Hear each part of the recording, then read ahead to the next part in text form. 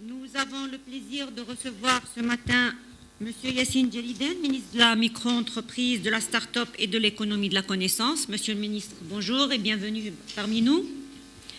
Nous allons débattre avec notre invité de la stratégie de développement des start-up, de leur mode de financement, de leur cadre juridique, de la définition même de la start-up. Nous allons aussi évoquer avec Monsieur le ministre les perspectives de son secteur et essayer de comprendre avec lui ce que c'est que l'économie de la connaissance.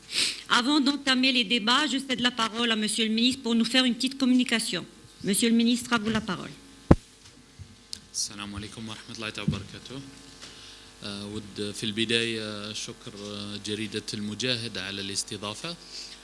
أن هذا اللقاء يمكننا من توضيح معالم سياسة القطاع الوزاري في إطار عمل الحكومة. في البداية توجهنا في قطاعنا الوزاري يرمي إلى إرساء ثلاثة أمور. أولها هو تعميم النقل التكنولوجي، وذلك مما نهدف إليه بإرساء معاهد للنقل التكنولوجي لدى الجامعات العليا من خلال ربوع الوطن. الأمر الثاني هو إرساء الإطار القانوني والدعم المالي للمؤسسات الناشئة والمؤسسات المبتكرة، حيث في الوقت الراهن أي دعم مالي أو دعم جبائي أو ضريبي يمكن أن نقوم بوضعه في إطار دعم المؤسسات الناشئة. لا يمكن أن يكون حيز دخول حيز التنفيذ إلا من خلال والتعريف بما هي المؤسسة الناشئة، ما هي المؤسسة المبتكرة. المؤسسة المبتكرة هي مؤسسات تهدف إلى وضع تكنولوجيا، والهدف المرجو منه لا يكون بحد ذاته قفزة نوعية من الناحية المالية للذهاب إلى أسواق عديدة وخارج الوطن، ولكن يلبي حاجيات الجزائر في النقل التكنولوجي.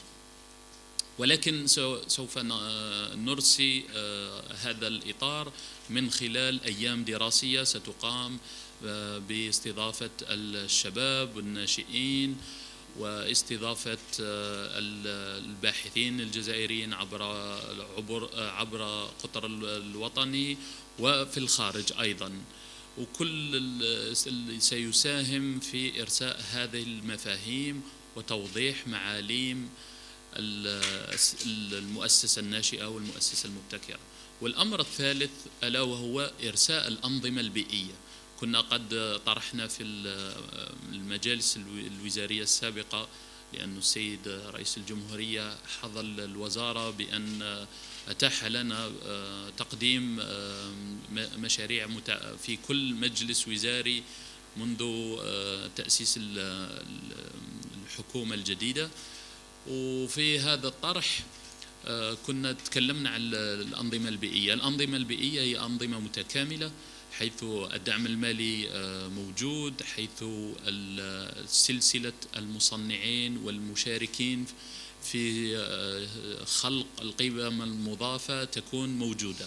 وهذه الأنظمة البيئية تكون أنظمة بيئية مبتكرة أو مبدعة، وقد تكون أيضا أنظمة بيئية لدعم مشاريع أنساج أو دعم مشاريع تصنيع بحثية. هذه هي معالم الفكرة العامة لما تقوم به الوزارة وما نرجو أن نقوم بإرسائه. وشكرا. Merci, Monsieur le ministre. Monsieur le ministre, il y a eu une réunion interministérielle le 1er mars. Des décisions ont été prises. Comment vont être véhiculées sur le terrain ces décisions? في البداية القرارات المتخذة من ناحية قطاعنا الوزاري كان القرار الأول بإلحاق مشروع أنساج بالوزارة، وذلك بغية إرساء ما قد تقدمنا به للسيد رئيس الجمهورية الأنظمة البيئية. من الأنظمة البيئية في دراسة كل المشاريع الجديدة، حيث أننا من النواقص التي لوحظت في المشاريع السابقة أن المشاريع كانت مشاريع فردية تقدم بها الأشخاص والشباب، تقدموا بها ووجدوا مشكلتين. المشكلة الأولى هي المتابعة، أن المتابعة كانت ضئيلة، والمشكل الثاني كان من ناحية السوق، حيث أنهم بولوجهم إلى عالم السوق وجدوا مشاكل كيف يتم التسويق، كيف الوصول إلى عالم. إذا وضعنا نظام بيئي قبل توزيع ودعم المشاريع، لك يكون الشاب لما يدخل في هذا المشروع يعرف إلى من سيبيع، إلى من سيقوم بتقديم خدمة إذا كانت مؤسسة خدماتية. وهذه هو الهدف الأول من المرحلة الثانية من إعادة تحيين ودعم مشروع أنساج. الأمر الثاني هو الأنظمة البيئية المبتكرة، والطرح كان خرج في القرار المقرر اجتماع الوزراء، حيث أبدى السيد رئيس الجمهورية الموافقة لإرساء نظام بيئي مبتكر ويكون مدعوم بالكفاءات الجزائرية بالخارج، ولإرساء جزائر جديدة تكون رائدة في المجال الإفريقي، خاصة في ميدان البيانات الكبيرة لبيج داتا، وميدان التكنولوجيا IoT التكنولوجيا الرقمية، الانترنت الأشياء. Donc l'ANSEJ a été rattaché au ministère des Startups. Vous pouvez vous exprimer en français, monsieur le ministre, pas de problème. Okay. Donc l'ANSEJ a été rattaché au ministère de la micro-entreprise. Est-ce que ça va être intégré dans le fonds d'investissement ou là c'est deux choses différentes? Non, pas du tout. Donc si je peux m'exprimer donc en français. Oui. En fait, quand l'ANSEJ c'est un dispositif, donc ça reste toujours la caisse d'affectation spéciale, donc le 302-087. Ce qu'on souhaite maintenant, c'est que lorsqu'un jeune entrepreneur s'adresse donc pour avoir donc un financement et de faire le montage tripartite ou même en autofinancement, il sera évident qu'on va traiter le fait qu'il va s'imbriquer à l'intérieur d'un écosystème. Un projet seul d'acquisition d'un équipement pour faire de la location, s'il n'y a pas un écosystème d'entrepreneuriat autour qui garantit, qui pérennise l'investissement, on est sûr et certain que dès le départ, donc il y a un problème de rentabilité, un retour sur investissement. Lorsqu'une banque, et on prend n'importe quel projet simple, on fait un business model et un business plan, on prend en considération les intrants, on prend en considération la demande du marché. À une époque, ce genre de réflexion n'existait pas, on ne prenait pas ça en considération. On soutenait les projets individuellement comme si les projets ils étaient complètement indépendants et qui ne sont pas entreliés. Si on va soutenir 100 000 jeunes sur la même activité, on va se retrouver avec une saturation. Donc l'objectif maintenant de notre ministère, et comment on va le concrétiser, on va mettre des écosystèmes. Des écosystèmes, ça veut dire une zone, on va prendre une zone. À titre d'exemple, demain, on aura une réunion au niveau du ministère de l'Agriculture pour installer un écosystème autour de l'élevage, allant du fourrage jusqu'à carrément le packaging de la viande. Et là-dessus, donc, on peut dire que cet écosystème, il en a besoin de 1000 entreprises. Et comme ça, on peut faire l'appel à candidature et les jeunes vont se présenter par rapport à des appels à candidature. Après, chacun son innovation et chacun il peut ajouter. Mais il faut dire la vérité, le marché ne peut pas supporter n'importe quelle idée, même si la société n'est pas demandeuse. Donc les projets vont être sélectionnés, on va sélectionner les projets, monsieur le ministre. Exactement. Il n'y aura plus les bus, les locations des voitures pour les jeunes. Il y aura, mais s'il y a un écosystème favorable, si on va trouver que dans une wilaya, il y a un problème lié au transport, que les gens sont demandeurs, Et je citerai à titre d'exemple les nouvelles villes, Sidi Abdallah, ou de nouvelles villes de Ali Menjili à Constantine, où on a installé 1 million de personnes presque. Leur problème de transport, il est évident. Et là-dessus, on peut soutenir. Mais il faut qu'une étude macroéconomique qui, elle, chapeaute le soutien à des projets. Les projets resteront toujours des projets individuels. Le jeune, il est toujours indépendant de son investissement. C'est une entreprise, mais cette entreprise, elle doit répondre à un besoin de l'État. Très bien. Merci, Monsieur le ministre. Vous avez promis la mise en place d'un encadrement juridique pour les startups pour le mois de mars. Où est-ce qu'on en est? Pour le mois de juin. Ah, juin.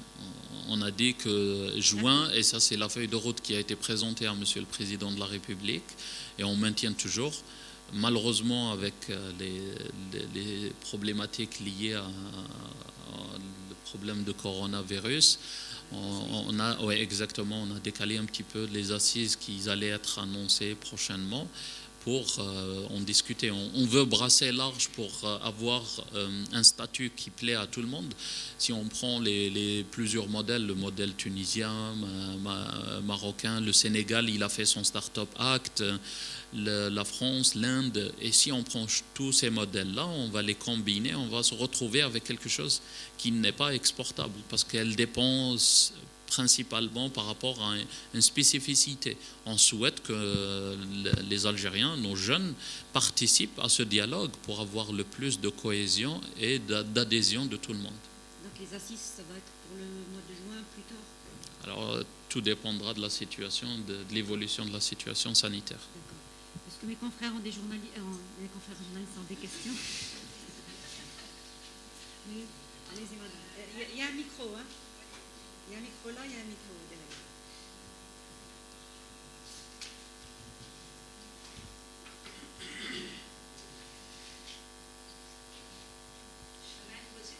المساء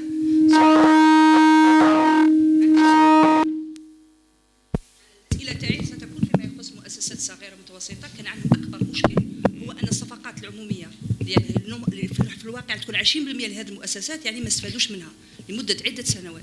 يعني الوزاره في هذا المجال كيف ستضمن لهم هذا الحق تاع 20% للمؤسسات الصغيره والمتوسطه في كل الصفقات العموميه. سؤال ثاني، لونساج لقد تم ادماجها داخل الوزاره.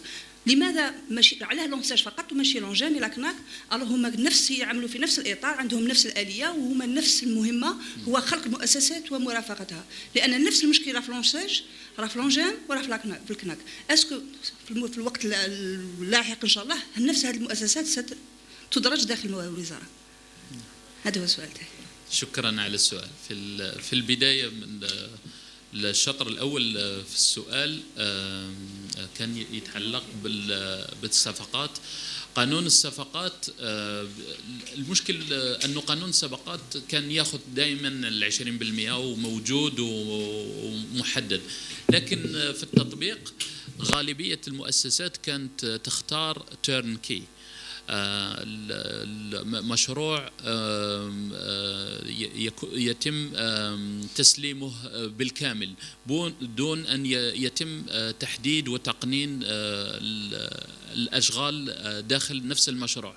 وهذا الأمر هو اللي جعل من المؤسسات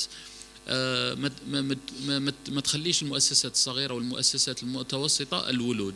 احنا الهدف من الفكرة الجديدة أنه مشاريع تيرنكي لابد أن تلغى، لابد أن تكون مؤسسة لتقوم، وهذه رؤية إن شاء الله نقوم ببلورتها ودراستها حتى مع المؤسسات الاقتصادية ووجهة النظر، لكن يكون المؤسسة ما يسمى بمؤسسة مهندسة للمشروع، مؤسسة اللي هي تقوم بالربط ما بين كل المؤسسات وتكون عندها 60% من المشروع أو 70%، وتخلي 30% أو 20% المحددة في قانون الصفقات للمؤسسات الصغيرة والمؤسسات المتوسطة.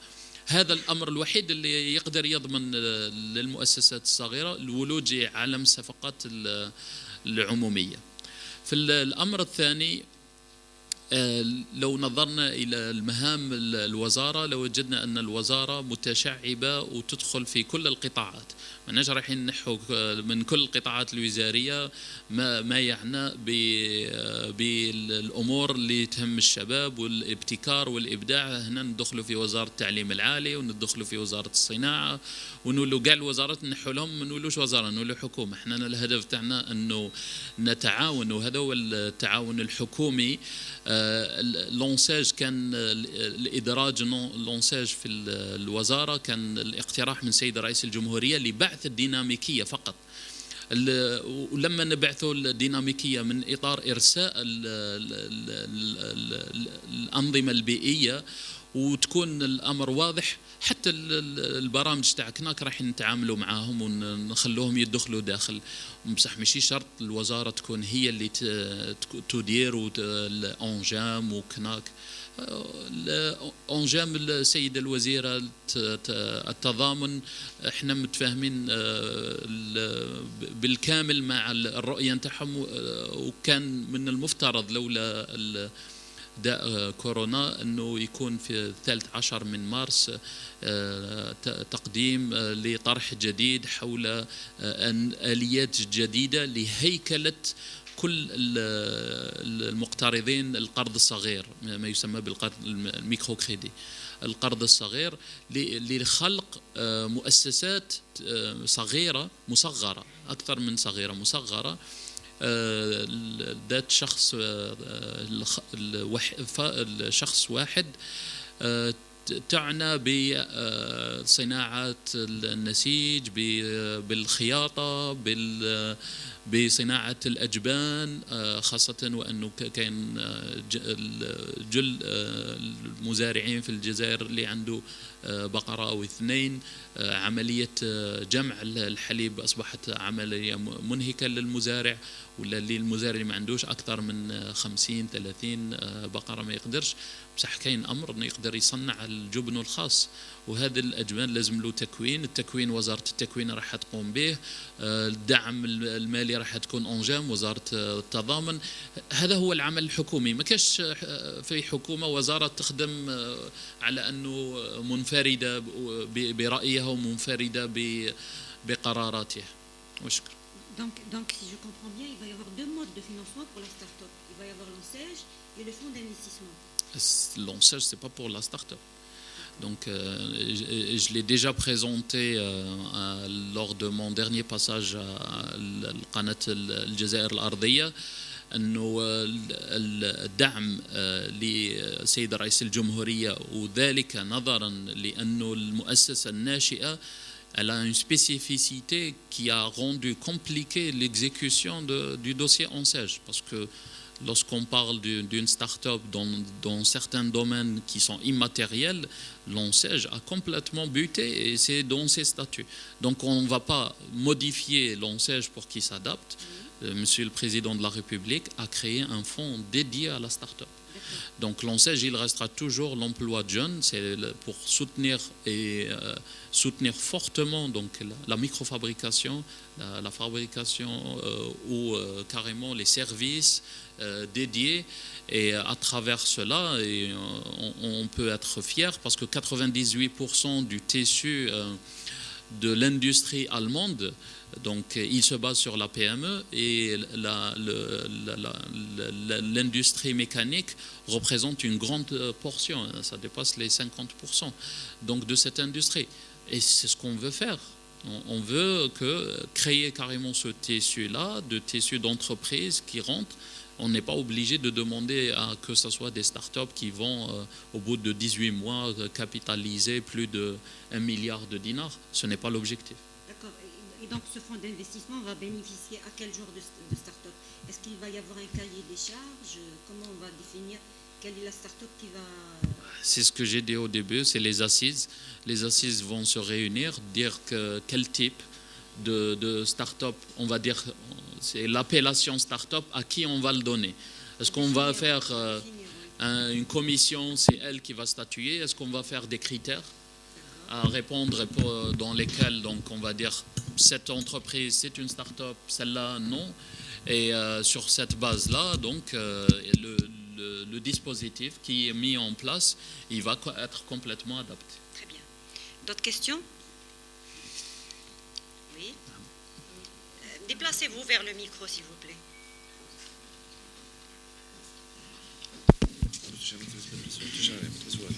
C'est bon.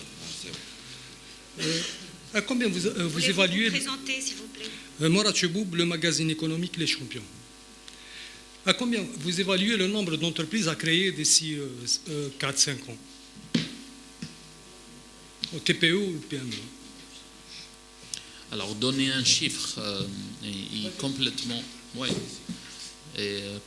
difficile du point de vue exercice, parce que même si je suis en train de faire une étude macroéconomique, et j'aime bien un exemple que le professeur Chetour il fait ressortir.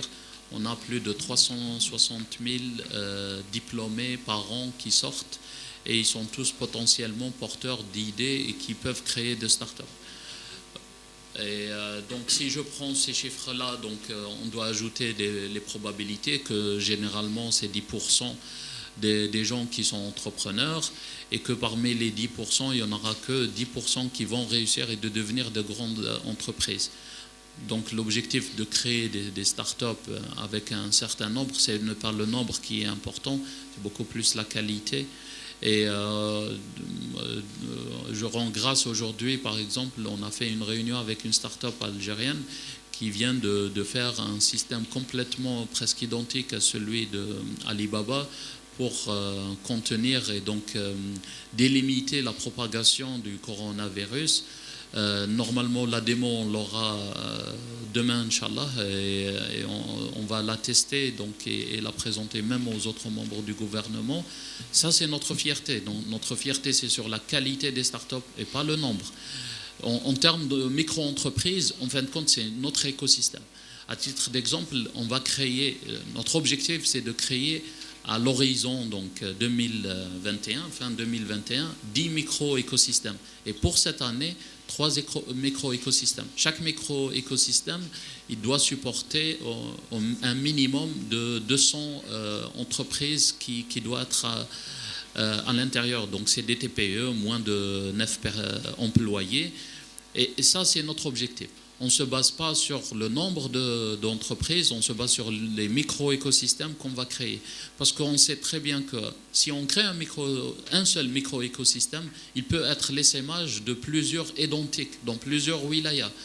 On veut se lancer dans l'aquaculture, et si on arrive à faire juste un micro-écosystème qui a été déjà fait en Algérie, dans les années 90, on avait des entreprises qui ont porté cela, et on a même exporté certains produits à haute valeur ajoutée en Europe. Malheureusement, il y avait des décisions on était en pleine décennie noire, donc qui ont poussé à l'arrêt immédiat des investissements. Et donc, on veut relancer ce genre d'idées. Et si on crée un micro-écosystème, donc n'importe qui peut complètement le dupliquer dans une autre wilaya. Les Wali, ils vont le faire, et c'est l'essaimage. Excusez-moi, il existe actuellement des startups. Oui. Et comment ces dernières vont pouvoir s'adapter à la nouvelle réglementation, au nouveau monde? Est-ce qu'elles vont disparaître? Est-ce qu'elles peuvent se restructurer? Oui, c'est vrai. Cette question, elle a été déjà posée plusieurs fois par les startups. C'est une inquiétude. C'est-à-dire qu'avec le nouveau statut, qu'est-ce qu'il en devient des anciens? En fin de compte, les anciens, ils ont l'avantage d'être les précurseurs. Donc, il est impossible qu'on puisse abandonner des idées innovantes, et le dispositif va s'adapter. Ce qu'on souhaite faire, c'est faire une feuille de route où le jeune, lorsqu'il a une idée, j'aime bien une réponse que le professeur Habba me l'a donnée une fois, en me disant, moi je ne veux pas sauver une personne parce que je le connais, parce que j'ai vu son CV, parce que j'ai vu son application. Moi je veux installer un écosystème qui permet à n'importe qui de savoir à qui s'adresser et de savoir toutes les étapes d'évolution de son projet. Et ça, c'est notre objectif. Cela, c'est un objectif complètement sacré que le président de la République tient à le faire. C'est qui présente complètement comment nos jeunes peuvent devenir innovants, et comment leur innovation et on va dire, l'envie d'entreprendre et donc d'attaquer le monde des affaires doit se faire. On doit faire les maisons d'entrepreneuriat au niveau des universités pour faire comprendre le monde de l'industrie. L'université, à l'heure actuelle, elle est complètement séparée du monde de l'industrie et on parle toujours de ce gouffre entre le monde de l'industrie et l'université. Et la meilleure façon, c'est nos jeunes. On se trompe toujours, on dit que l'université doit aller vers l'industrie doit aller... On a toujours plaidé ça et dans le système algérien, les seuls qu'on a trouvé qu'ils ont réussi à faire ce bridge dont on en parle, c'est des jeunes qui sont sortis de l'université, qui se sont pris en main entre eux et qui ont défié cette industrie. Et ils ont défié même les chefs d'entreprise et pu convaincre. Ce matin, donc la start-up dont je parle a une promesse donc d'être pris en charge par un Algérien déjà établi aux Émirats arabes unis.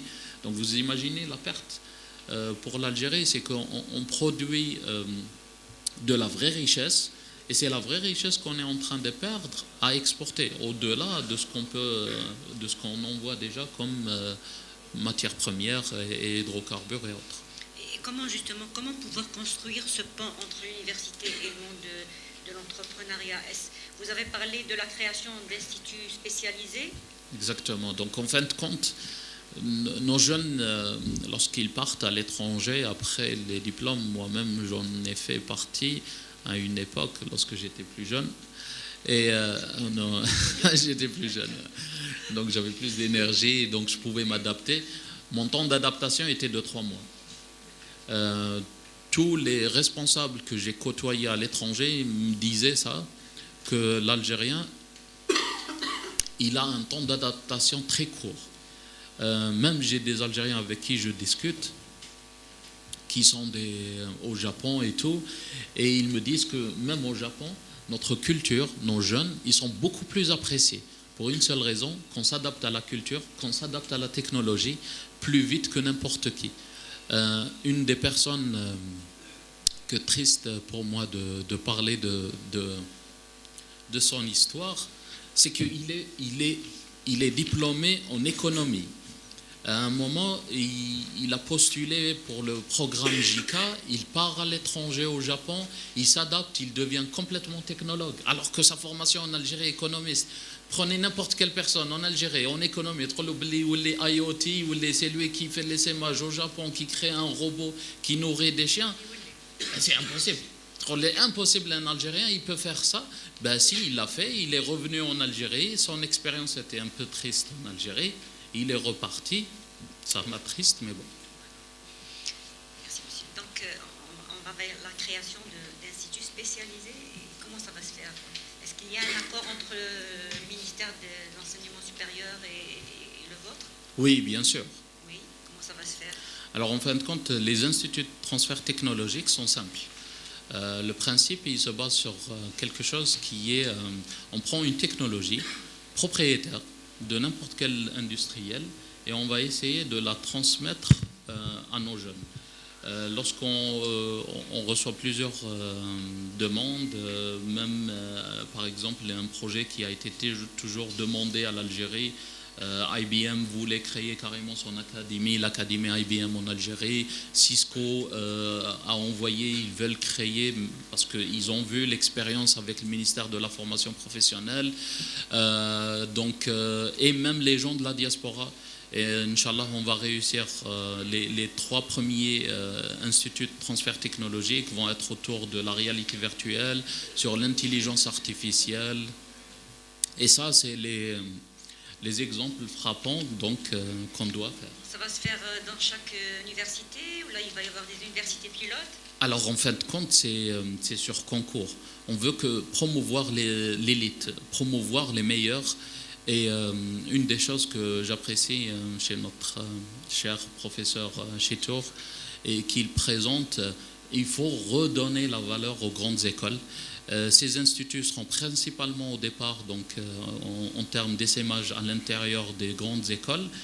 tous les ingénieurs donc ciblés par une thématique bien définie donc seront les bienvenus à passer un concours. Le nombre sera réduit et j'aime bien un exemple que je cite toujours. En 2016, on a lancé carrément l'envie de créer un écosystème autour de la microélectronique. Et le projet s'est articulé autour d'une technologie bien définie. C'était Global Foundry. Et Global Foundry, l'entreprise, le PDG de l'entreprise était au niveau de l'Égypte. Parce que l'Égypte, à un moment, elle a demandé au sein d'une université de créer un centre de transfert technologique pour enseigner les outils de conception de Global Foundry. Au bout d'une année, donc il y avait une cinquantaine, ils ont dit les premiers, c'est sûr que vous ne pouvez pas les garder parce que l'industrie n'est pas encore prête, que l'écosystème n'est pas encore enclenché. Donc promo est la deuxième, ce n'est pas regrettable de les perdre parce qu'en fin de compte, c'est eux qui vont revenir après.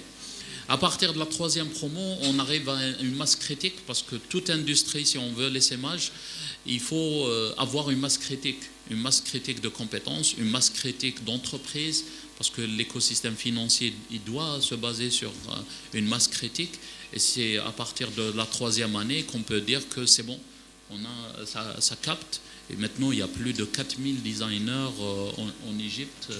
Et le premier centre de design de Global Foundry dans la région, donc même Europe développement, c'est en Égypte. Merci, Monsieur le Ministre. Des questions?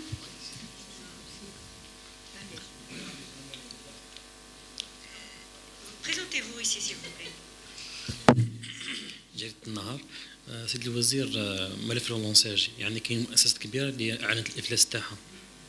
كيف راح تتعاملوا مع هذه المؤسسات هذه؟ أتكون حيكون عن تمويل خاص بها إضافي أم كيف راح تكون؟ السؤال الثاني هو المؤسسات الجديدة الناشئة راح تكون القيمة تاع التمويل هذه أسكو تكون محددة وكيف تكون قيمة التمويل؟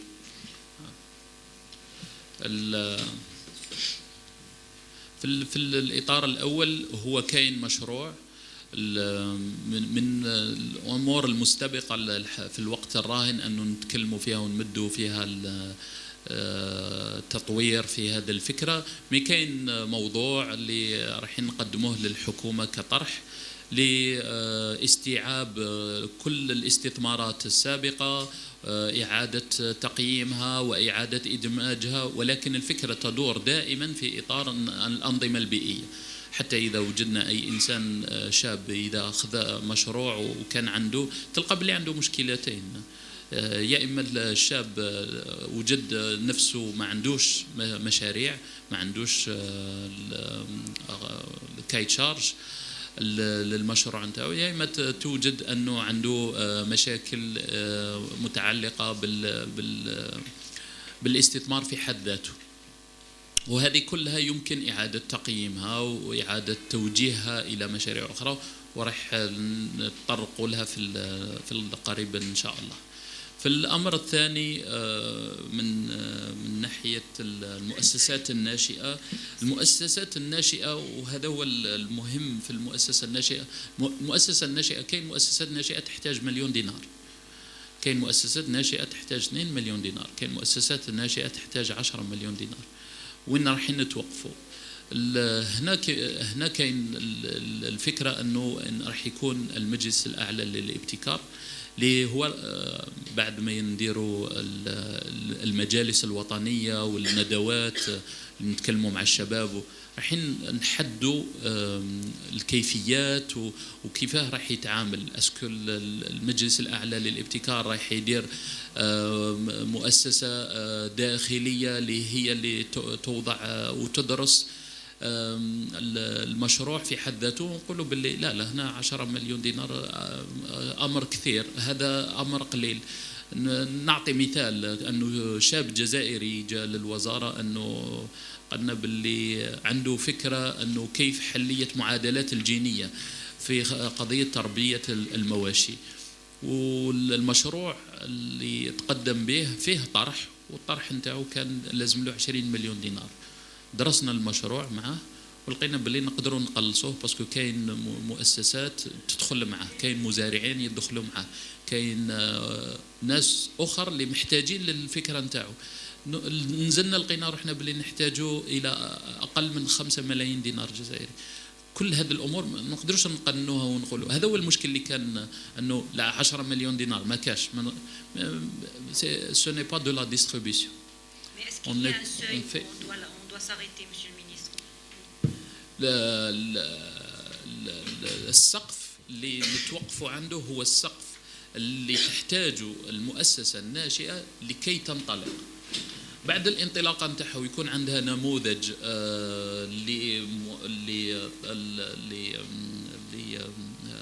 ابليكيشن لبرنامج او لمنتوج او لاي حاجة ملموسة تكون تقدر تذهب بها الى مصنع، هذا هو السقف اللي يكون. لكن الحياة المؤسسة الناشئة راهي فيها مراحل كثيرة. فيها المرحلة نتاع المشروع في حد ذاته، الدراسة نتاعو من ناحية الفكرة، وهذه ما تحتاج، هذه تحتاج انه الحاضنات اللي تقوم بالدعم والمرافقة. وبعد الحاضنات والمرافقة رايحين يبعثوا بالمؤسسة الناشئة الى المصانع المصغرة فاب لاب، وبعد الفاب لاب يكون البروتوتايبينج. في هذه المرحلة هنا تكون المرحلة كريتيك نتاع المؤسسة الناشئة. بعد هذه المرحلة رايحين يدخلوا ناس أخر، يدخلوا فيها البنوك الاستثمار، رايحين يدخلوا فيها حتى الولوج إلى البورصة. وتكلمنا مع بورصة الجزائر وبورصة الجزائر ونشكرهم أنه مستعدين إلى مؤسسات ناشئة جات ولحقت لو سوي نتاع 5 مليون دينار يمكن طرحها في البورصة وبيع الأسهم بالسعر اللي تحدوا المؤسسة الناشئة. وراح يكون لو غوتور من السوق اللي يقول لها باللي نو سعر السهم غالي وراح ينزل ويتصرف فيه مناقصة. Il y a aussi la loi de finances qui cite des exonérations fiscales et de certaines taxes pour les startups. Est-ce que c'est toutes les startups qui vont bénéficier de ces exonérations, Monsieur le Ministre? Inch'Allah. Toutes, sans exception, il n'y a pas de cahier de charge, il n'y a pas de conditions, il n'y a pas une évaluation pour qu'elle... نعاودوا نرجعوا لنفس الفكرة، انه لازم نوضعوا اطار ولازم نديروا ليبل نتاع ستارت اب. اي مؤسسة ناشئة اللي عندها الليبل تاع ستارت اب bien sûr. Donc toutes les réponses aux questions ne peuvent se faire qu'après les assises, c'est ça? Oui, bien sûr, parce qu'on doit définir. Avant tout, lorsqu'on est en train de définir, on ne peut pas demander au ministère, et donc à l'échelle humaine, donc réduit, d'une vision un peu réduite qui a été à une époque, c'était la politique, mais la nouvelle Algérie, elle doit concerter, on doit faire en concertation. Le meilleur exemple, c'est ce que Monsieur le Président de la République a lancé à travers la nouvelle formule donc de la Constitution, où il y a eu énormément de concertation avant de proposer un texte. On ne va pas rester à l'intérieur du ministère avec les quelques cadres qu'on a, aussi performants qu'ils soient, mais ça reste toujours une vision individuelle. L'idéal, c'est d'avoir une vision globale et de dire, voilà, ça c'est le statut de la start-up, et c'est ça ce qui est une start-up. Et cette start-up, donc à partir de là, elle a le droit, tout le dispositif qui a été mis en place. Mais il faut juste une seule chose qu'il ne faut pas oublier, et j'aimerais vraiment insister là-dessus, qu'il n'y a pas que la start-up, que Monsieur le Président de la République, c'est pour ça que la nomination du ministère, c'est la micro-entreprise, parce que la micro-entreprise innovante aussi, c'est une autre forme de soutien de l'innovation en Algérie. C'est la forme qui est la plus large en termes d'essaimage. Si on prend à titre d'exemple toutes les fermes qui existent en Algérie, qu'on veut optimiser en termes d'optimisation de la ressource, le ministre des Ressources en eau, il nous rappelle toujours à la fois donc dans le coût d'amortissement des projets, surtout en agronomie, en disant il faut prendre en considération la ressource qui n'est pas régénérée. Lorsqu'on parle d'agriculture dans les zones désertiques, on doit prendre en considération la consommation d'eau, et que si cette industrie est consommatrice d'eau, on doit la modifier de telle sorte qu'elle le devienne moins. On peut espérer qu'avant la fin de l'année, on va voir la définition, le cadre juridique de la start-up avant la fin de l'année? Notre engagement envers Monsieur le Président de la République, c'est pour le mois de juin, donc la fin de l'année, il en reste plus de temps.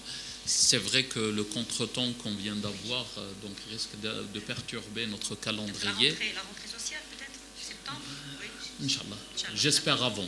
Honnêtement, on espère avant, mais on espère organiser les assises le plus rapidement possible. Mais cette situation, Inch'Allah, elle va durer. Si on prend à titre d'exemple ce qui s'est passé en Chine, maintenant qu'ils sont en décroissance de la gaussienne, on va dire que ça a pris de janvier à mars, ça 3 mois à peu près. D'accord. Des questions? Allez-y.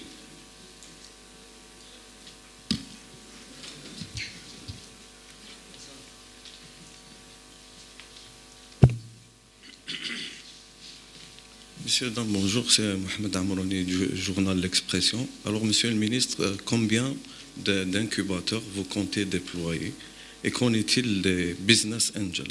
Est-ce qu'il y aura des possibilités d'investissement dans ce domaine? Parce que les startups sont des risques pour le lancement de chaque startup. En termes d'incubateur, il faut séparer deux choses. Donc, c'est l'incubateur public. Donc, il y a l'AMPT qui est rattaché au ministère. Il y en a normalement 5 incubateurs auprès de cette agence. Il y a des incubateurs universitaires à ne pas prendre complètement, à ne pas les négliger, ne pas les prendre en considération. Parce que réellement, donc, c'est eux, donc la première phase de déclencheur d'idées. Nous avons visité lors de rapprochement entre les États-Unis et l'Algérie, donc l'écosystème à Boston. On trouvait donc à l'intérieur des universités des incubateurs qui ont pour objectif premièrement donc c'est de faire presque la maison d'entrepreneuriat, faire transmettre l'envie d'entrepreneuriat, mais pendant les séances de diffusion de culture d'entrepreneuriat, si un jeune il décroche une idée, donc il passe à la deuxième étape et donc il commence à développer son idée là-dessus. Donc à partir de ce moment-là, il sort et vers directement des incubateurs dédiés qu'à travers l'AMPT, donc on souhaite les renforcer et les rendre beaucoup plus performants. Et il y a les incubateurs privés que nous accompagnons et qu'on souhaite aussi que les incubateurs privés soient à l'intérieur de l'écosystème dans les parcs technologiques, parce que les parcs technologiques ont été dédiés à créer cet environnement d'innovation et tout, et on appelle l'ensemble des incubateurs privés à se rapprocher de nous pour carrément prendre part de la partie incubation au niveau des cyberparcs nationaux. Pour l'autre partie de la question, qui est exactement le nombre, on en a déjà 5. Il y a, sur toutes les universités, il a été demandé à l'ensemble des universités d'ouvrir un incubateur.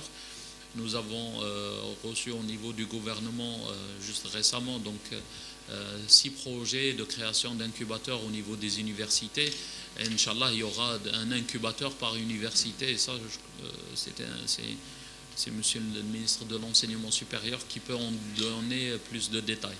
Au niveau de notre secteur, donc on a l'AMPT qui peut chapeauter la deuxième phase, donc après l'incubation, la pré-incubation, ce qu'on appelle la pré-incubation, et donc de suivre. Et à partir du moment donc on lance cela en partenariat avec les incubateurs privés, on a regroupé l'ensemble des incubateurs privés nationaux qui sont autour de 15, et on est en discussion avec l'ensemble. Et donc on leur a même demandé de nous présenter des startups qui sont avancées avec eux, pour continuer et faire donc cet essaimage. Donc ce n'est pas un objectif de créer le nombre, mais c'est beaucoup plus de créer la chaîne d'incubation globale, allant jusqu'à l'accélération. Et lorsqu'on parle d'accélération, donc on doit revenir en arrière et donc parler des business angels. Le business angel, c'est un acte complètement individuel de citoyen et un acte citoyen. On a reçu pas mal de demandes des Algériens de la diaspora principalement qui souhaitent donc créer des formules de business angel. C'est le cadre actuel qui cherche à savoir donc quel est le cadre, comment financer, comment aider une entreprise.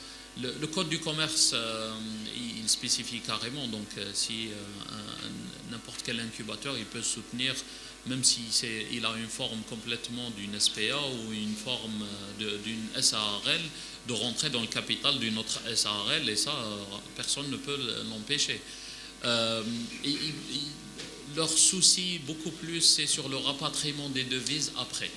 Lorsqu'il y a, et ça, on l'a présenté au ministère des Finances. Normalement, ça va être présenté dans la loi complémentaire. Et si ça ne va pas être au niveau de la loi complémentaire qui se veut d'aller vite, Inch'Allah, ça sera dans la nouvelle loi de finances. Mais il est clair et évident que c'est le point majeur pour les business angels internationaux. Et ce qui est des business angels nationaux, notre objectif, c'est de veiller à ce que des fonds d'investissement doivent être créés. Notre demande est j'espère, elle va être retenue dans la loi de finances au moment de sa votation par le Parlement, par ces deux chambres. C'est la réduction donc, du 49-51 qui est maintenant une barrière sur l'investissement au niveau d'une start-up où il est exigé que la start-up donc, participe à hauteur de 51% et faire valoir donc l'apport en industrie. L'apport en industrie, jusqu'à présent, on n'arrive pas à savoir. Donc c'est pas supprimé pour les start-up la règle 40-51 c'est pas considéré comme secteur stratégique, non? Non, pas du tout. Non, le 49-51 c'est différent, c'est pas l'investissement. Ça c'est la loi sur l'investissement. Oui. Moi je parle de la loi sur les fonds d'investissement, les SICAV. Et donc à l'heure actuelle dans le texte, donc le décret 0611, le 0611, l'article 18, il pose problème parce qu'il interdit aux fonds d'investissement de dépasser les 49% pour laisser toujours la majorité à l'entreprise. C'est un problème. Et donc si on dit 50%, on le demande à des entreprises innovantes, l'investissement sera vraiment réduit. Et on veut débloquer cela en autorisant donc un investissement beaucoup plus grand et même notre montage avec l'accord qu'on a avec le ministère des Finances, c'est de faire le multi-montage financier, plusieurs fonds d'investissement qui soutiennent donc une start-up, ou même si la start-up garde 25%, mais elle sera majoritaire parce qu'elle aura des personnes qui ont 20%. C'est possible, ça va se faire. Bien sûr, c'est ce qu'on va faire. Est-ce qu'il y a des questions? Oui, allez-y, monsieur.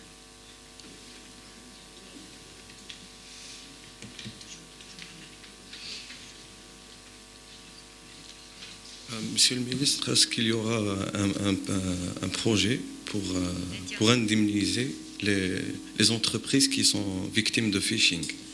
Parce que le phishing, est-ce qu'il y aura un projet pour faire face à cette menace?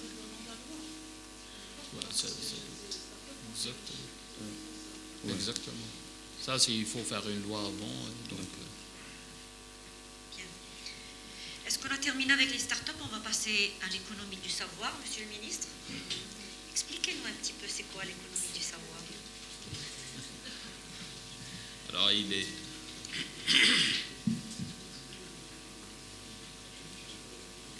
Faites compte, l'économie du savoir, comme principe, ça date un peu de concept, ça date de 69 avec le livre de Peter Drucker où il décrit que le travail manuel, il fait un produit qui est complètement palpable et qu'après des heures de travail, on sort avec un produit qu'on peut donner, alors que le travail intellectuel, il produit une nouvelle valeur, une valeur qui n'est pas tangible. Et ça a tant dérangé les gens que l'économie de la connaissance ne soit pas complètement tangible. Et jusqu'au jour où on a vu émerger des pays, on appelle ça les 7 dragons, on appelle ça donc les dragons d'Asie, on a plusieurs dénominations, mais ça reste toujours des pays qui se sont basés sur la diffusion de la connaissance et de le savoir.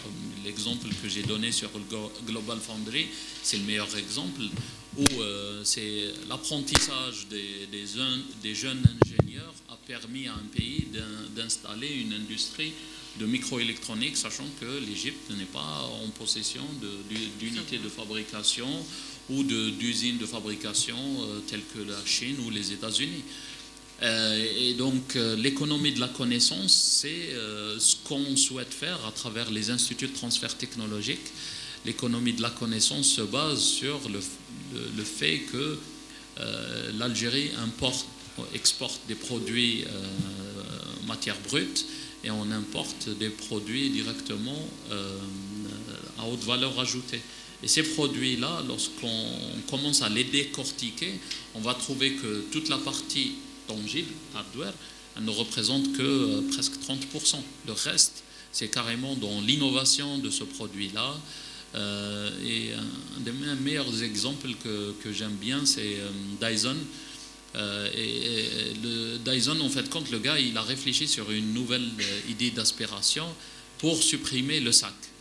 Et l'ensemble des entreprises qui fabriquaient donc des aspirateurs ne voulaient pas de son innovation. Et ils l'ont complètement jeté jusqu'à ce qu'il trouve un business angel.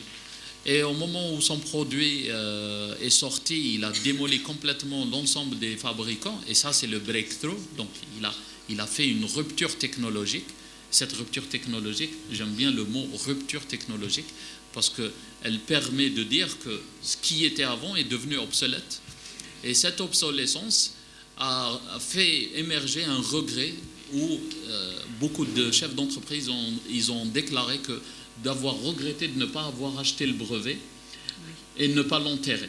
Parce que leur business model était basé sur les sacs, pas sur l'aspirateur lui-même. Et c'est une perte directe. Et ça, c'est l'économie de la connaissance. Est-ce qu'on a les moyens d'instaurer une économie de la connaissance chez nous? Largement. Honnêtement, ça, c'est le truc le plus facile et qui est complètement à notre portée. Lorsque on prend, à titre d'exemple, j'étais dans un centre de recherche où il y a un chercheur qui a développé un algorithme de reconnaissance faciale qui a été classé parmi les algorithmes internationaux, premier à plusieurs reprises, où le chercheur lui-même a été invité dans plusieurs laboratoires à travers le monde. Ces laboratoires, ils ont leur propre entreprise. Et malheureusement, donc, on n'a pas valorisé cela à travers la création d'une entité. En fin de compte, en Algérie, on produit cette économie de la connaissance. On la produit. Mais après, on l'exporte brute.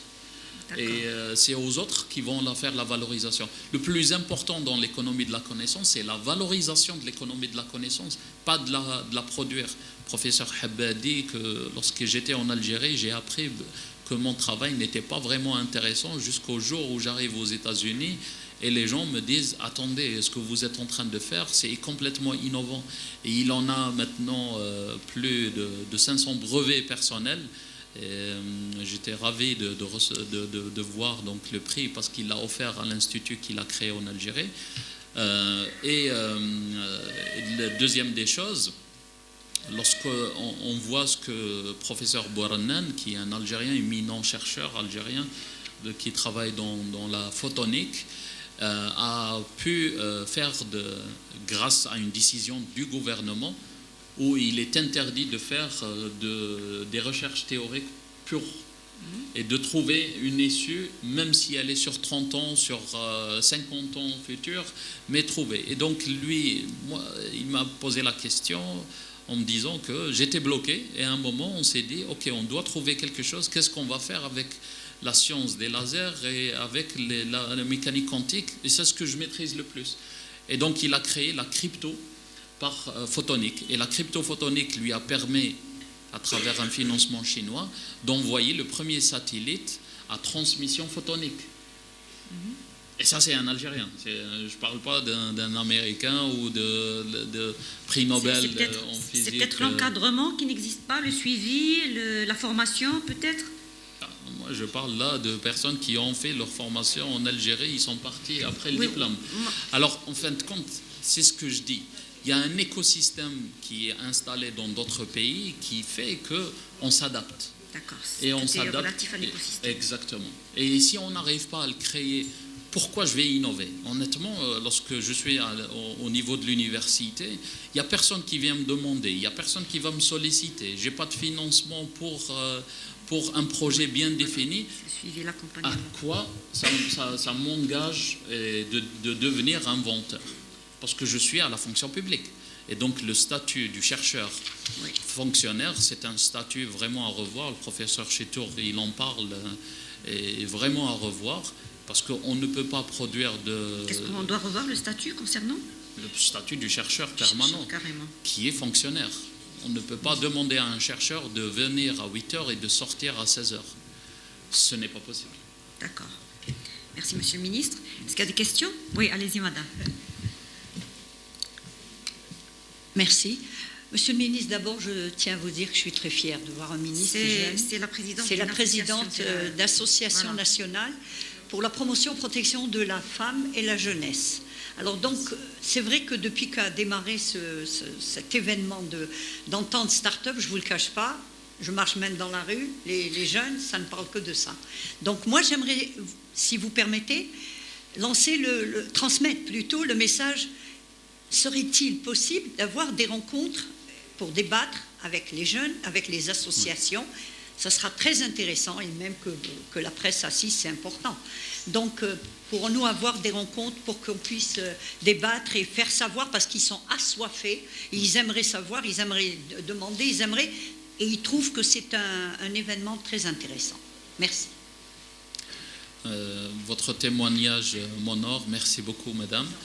En fin de compte, il y a deux choses. On a peur, on ne veut pas que ça devienne un folklore et qu'on vend un rêve aux jeunes. On veut vraiment que ça soit complètement structuré. Le président de la République vraiment y croit. Et nous aussi. Donc on croit vraiment, parce que personnellement, moi je viens de ce monde-là, donc je sais qu'il y a du génie. L'autre point, donc, il est évident qu'il faut des assises, il faut plusieurs assises, il faut faire des assises par région. Notre soutien envers les challenges est un exemple. Et on a même proposé, qui a été validé, donc, le fait qu'on lance des challenges concernant des thématiques que les autres ministères donc, proposent. Et pose. Et à travers ces challenges-là, on va dire directement au gagnant qu'il n'aura pas un prix à gagner, ce ne sera pas un ordinateur ou un voyage ou de l'argent, mais on va lui donner un marché. Et ce marché-là lui permettra de se développer, de développer d'autres startups et de développer d'autres personnes qui vont travailler et créer carrément une constellation de startups innovantes autour. Ce que j'aimerais vraiment transmettre aux jeunes, c'est de dire que l'innovation en soi, elle réside dans chacun de nous chaque minute.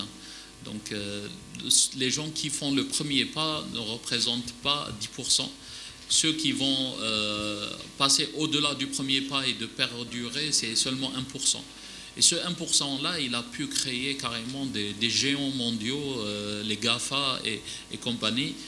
Mais ça n'aurait jamais pu se faire s'il n'y avait pas le soutien du gouvernement. Et le gouvernement américain, il a parié sur Google. Google, c'est quoi? C'est un moteur de recherche à l'origine. Mais pourquoi l'armée américaine a financé? Parce qu'elle a vu dans la maîtrise de la donnée un outil majeur donc, du monde futur. Parce que maintenant, celui qui détient l'information détient le pouvoir. Et il l'a dit, donc... le physicien Bose, pas Bose, donc j'ai oublié son nom, donc lorsqu'il a écrit son équation qui est l'information est égale carrément au log donc, de la probabilité. Plus on a de la probabilité, donc moins d'informations on a, plus on a d'informations, moins de probabilité on aura. Elles sont complètement inversées. Voilà, Inch'Allah. Bien. D'autres questions? Non. Oui, allez-y. Sincèrement, je suis très content d'avoir assisté à cette conférence. bureaucratie. Oui. Oui. L'ANSEJ, pour faire un dossier, pour rester 4 ans 5. Oui. l'ANSEJ et la banque. La banque a un domaine système. l'ANSEJ a un domaine système. Si vous informez, un dossier il y a 4 ans, pour être finalisé, le temps il y a mouché. Dans la même il y a 4 ans. Ils ont plus de valeur. Il y a aussi des intérêts. Bon, il y a des intérêts au niveau de la banque, pas au niveau de l'ANSEJ. Mais le problème de l'ANSEJ, c'est la bureaucratie. Au niveau de l'ANSEJ, ils n'étaient pas préparés. L'encadrement, je parle l'encadrement. Le ministère il y a حكم l'ANSEJ. Et كان حكمه. أنا اليوم سمعت كي rattaché à votre ministère. J'espère que le plan les jeunes ou l'ANSEJ ou la gestion elle-même, c'est la bureaucratie. Justement, je rebondis sur ce qu'il dit par rapport à l'administration. Est-ce qu'il y a un projet pour la numérisation de l'administration pour lutter contre cette bureaucratie, justement? Est-ce qu'à votre niveau, il y a un projet pour numériser l'administration et le secteur, non? Bien sûr. Tous les secteurs, oui. En fait, quand il y a un projet carrément de la digitalisation du gouvernement, donc Voilà. ce projet, il n'est pas d'aujourd'hui. Il ne faut pas l'administration, même Bekri, elle a rêvé de passer le cap ou d'être complètement digitalisée. Maintenant, il faut le faire. Oui. Comment il faut le faire? Honnêtement, notre département gouvernemental, donc, il se base sur le principe que ça sera aux jeunes de le faire. Ça sera aux start-up. On ne va pas créer des entreprises de digitalisation, de recrutement et tout, mais on va prendre chaque projet, donc, et un des meilleurs exemples qu'on plaide, donc lorsqu'on voit les VTC, ce qu'ils ont pu complètement modifier à travers donc, la création d'une nouvelle filière. Les gens avant, ils souffraient carrément avec le principe du transport. Quand on a mis le ministère du Transport pendant 10 ans, ils n'auraient pas pu structurer le transport des individus mieux que ce que les VTC ils ont fait, où la personne, où là, il peut commander taxi sur place. Si je reviens sur la bureaucratie à titre d'exemple, l'ANSEJ, en fin de compte, vous parlez d'un cas bien précis, c'est lorsqu'il y a une tripartite. Il faut savoir que l'ANSEJ, c'est une entité à part, donc il y a un fonds, c'est un fonds d'aide à l'emploi aux jeunes, et la banque, c'est une banque. Donc la banque, à un moment, il ne faut pas trop la stresser, lui demander de financer des projets où l'expérience, le retour sur expérience, lui dit que je suis déficitaire. Exactement. Et donc il ne faut pas accabler. Les banques ont bloqué un moment pour leur survie. Et c'est pour ça que les projets d'Awar Ba'asnin, mais si on donne à la banque une visibilité, on lui présente un écosystème, la banque, elle veut investir, mais elle veut investir sur un investissement pérenne. Oui. C'est pas l'ANSEJ qui veut faire. Si, il y a 28%, c'est l'ANSEJ. La gestion du projet lui-même. Ouais. Le financement, le suivi, c'est la banque. Oui, bien sûr. Parce que l'ANSEJ, elle a une part, une aide, la tripartite, C'est ça. et la gestion, c'est la banque. Ça va changer, ça, monsieur le ministre. La gestion et le suivi va se faire par le ministère maintenant, non? Alors, plusieurs points qui relèvent de ça. Terme de gestion, il n'y en a pas une gestion réelle. Parce que la banque, qu'est-ce qu'elle fait? Elle fait la gestion sur la récupération de l'argent qu'elle a prêté. Et c'est tout à fait logique. C'est une institution bancaire. جاء إنسان دا من عندها دراهم سلفت له لازم هي تضمن باللي يسيدها ويرجع لها. Et donc les poursuites, les sarao, c'est beaucoup plus les banques qui réclament leur argent que l'ANSEJ qui réclame donc le remboursement. C'est pour ça que vous dites la gestion. La banque n'a jamais géré une entreprise. Et elle ne gère pas des entreprises. Elle gère le remboursement et le dossier crédit. Parce que c'est un dossier crédit. Mais non, mais c'est un dossier crédit. Et c'est pour ça que la banque, elle le gère. On ne peut pas demander à une administration de le gérer.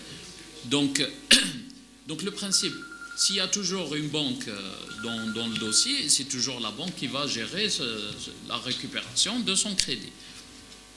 Lorsqu'il s'agit par contre d'un suivi, et ça c'est l'enseigne que normalement, أنا كي نمد الإنسان ان كريدي ونمد له يروح باش يخدم والسيد المارشي ما عندوش شرا ريترو شارجور وما كاين اوكين اونتربريز بوبليك ما حبت تدي عليه ليكيبمون تاعو ما دخلوش في دي بروجي اي سي كي لو بروبليم سي لونساج ولا لا بانك le problème c'est l'écosystème parce que السيد fallait pas mettre له un rétrochargeur fallait lui donner autre chose parce que l'écosystème on avait besoin lorsque je donne 4 vaches à un éleveur ou je le laisse sans collecte واحد ما يجي يدي عليه الحليب واش راح ندير Il n'y avait pas de suivi aussi, monsieur le ministre. Il n'y avait pas de suivi. Bien sûr. Voilà. Le plus Pas important, c'est d'encadrement. l'écosystème. C'est pour ça qu'on dit écosystème et on le répète à chaque fois. Parce que si je crée un écosystème, si je crée le collecteur telhlib, si je donne la personne, si je crée la personne qui va créer l'aliment de bétail, si je crée toute la chaîne, tout le monde va se retrouver parce que réellement, ce qu'on est en train d'importer, c'est l'écosystème d'autres pays. لا لا ماشي غير لا ماناش نهضروا كاع تيك جيستيون ماناش ندخلوا في الجيستيون تاع البلاد ما فهمتنيش انا واش حبيت نقول لك تو سكي سي باسي ميم ليتا elle a mis les moyens l'ancien responsable de l'État ils ont mis les moyens et ces moyens ont été pris exemple il a donné 20% quand même le responsable de l'État il a demandé à l'État de donner les 20% des marchés. Quand vous donnez à quelqu'un tous les marchés, vous le risque. Oui, ça c'est des dépassements qui ne pourraient pas répondre. Honnêtement, الجزائر الجديدة ما تقدرش تعاود ترجع ودير دي كومونتير سور اوتر شوز رانا حابين نبنوا واللي يبني ما يقعدش غير يهدم لازم احنا واش القطاع الوزاري il a identifié les problématiques on a mis une vision. Cette vision n'est pas une religion. Elle peut être revue, elle peut être ajustée, et elle peut être ajustée s'il y a tout le monde qui fédère et qui tout le monde participe à l'élaboration et à la mise en exécution donc, de ce programme. On va peut-être prendre une dernière question s'il y en a, sinon on va clôturer. Il n'y a plus de questions. Je vais juste vous poser, c'est moi qui vais vous poser la dernière question. Est-ce que bon, on sait qu'il y a des problèmes, que l'écosystème n'existe pas actuellement, mais est-ce qu'on a un pourcentage sur le nombre de start-up qui ont réussi et celles qui ont échoué? Vraiment difficile comme question. Parce que réellement, on ne s'est jamais trop intéressé à répertorier déjà les startups. Chose que nous avons commencé à le faire. Et donc, on ne sait pas combien de startups on a à l'heure actuelle. À l'heure actuelle, on ne peut pas. On a l'ensemble des... Si on prend à titre d'exemple l'ensemble des incubateurs, en disant que l'ensemble des startups tournent autour des incubateurs. S'il vous plaît, on n'a pas encore terminé. Le nombre, il ne peut en aucun cas dépasser les 1000. 1000 startups. Mais réellement, ce chiffre-là est complètement faux. Parce qu'il y en a énormément de startups qui sont entrepreneurs, qui ont lancé des entreprises via l'enseigne, qui ont créé d'autres statuts, ils en ont créé des EURL, des SARL. Il y a même des startups qui sont créées pour l'étranger. Donc si on commence à faire cet exercice-là, sans mettre en place donc, un outil de statistique qui est une plateforme, parce que l'objectif c'est de mettre une plateforme pour demander aux startups de s'identifier, sur quelle base ils travaillent. J'étais au niveau d'un accélérateur Habba, et on recevait plus de 25 demandes donc, de nouvelles startups jour. Et donc si je les prends en considération, il y en a ceux qui sont à l'idée, il y en a ceux qui l'idée n'est pas du tout réalisable, et donc là il faut faire vraiment déblayer le terrain. On peut le faire, Minalfor. C'est notre objectif. Il va y avoir cette plateforme pour répertorier, elle va être mise en place. Au-delà, on va faire deux plateformes qui vont être mises. Une plateforme pour les startups, ça c'est une évidence même. On ne peut pas traiter le dossier sans créer donc de plateforme. La deuxième, c'est carrément pour les PME, PMI, hein.